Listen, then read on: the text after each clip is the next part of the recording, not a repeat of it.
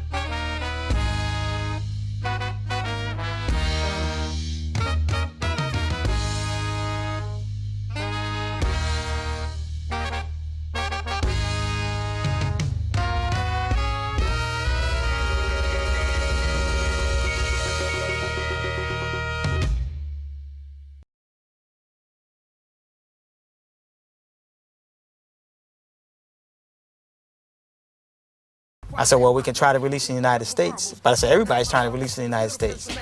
It was Reggie's father, Ricky Osei, God bless his soul, who suggested that we tweak this a little bit more and cater it for Africa. And I went back home to Ghana at the end of 1994.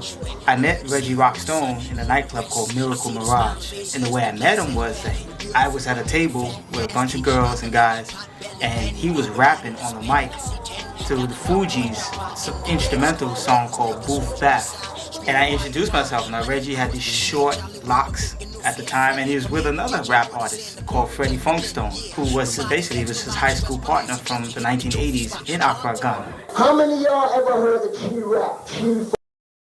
And with the way they was rhyming, it didn't have like a Ghanaian accent, a Ghanaian intonation, and it was in English.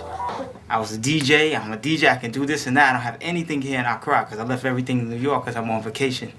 He said, well, I have a friend who has a recording studio in the area of Accra called Laboni. His name was George Bruni, and he had Groove Records. In the back of Groove Records, he had everything that I was used to using in New York, such as an Insonic ASR-10, Tascam mixing board, records to sample. We left the club like 4 in the morning. We got to the recording studio like 10 or 11 in the morning. That like a few hours later, everything just started clicking.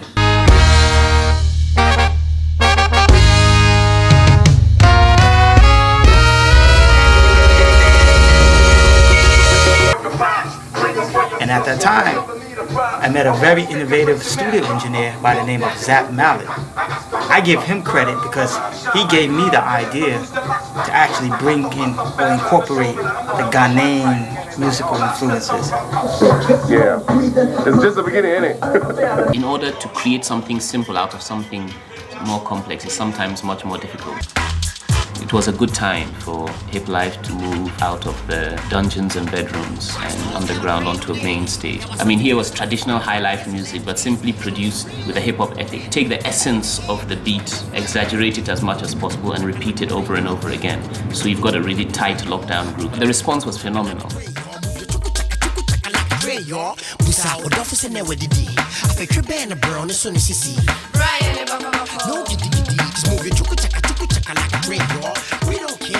Makamaka. That was Reggie's first time. I said it because I can say it, or I said it because I said it. That's right there shows innovation. Like, nobody else is gonna do it, so I'm just gonna do what I have to do, and that's that.